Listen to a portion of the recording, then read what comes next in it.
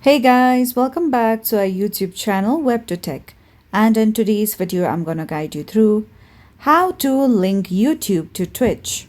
So first of all, launch Twitch app on your mobile devices. Once you come here, tap on the option of profile at the bottom right corner.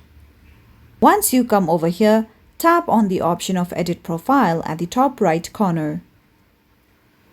Now scroll down below and you'll see the option of Manage Social Links.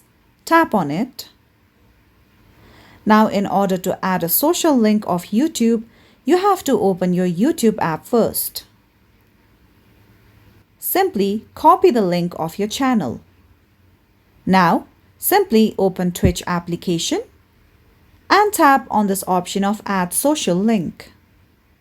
Now, paste the link of your YouTube. Then you have to add a title. Now once you have added title and link URL of your YouTube account, tap on the option of Save at the top right corner. With that, you will successfully be able to link YouTube to your Twitch account. So that's all for today's video, and at last, don't forget to subscribe to our YouTube channel.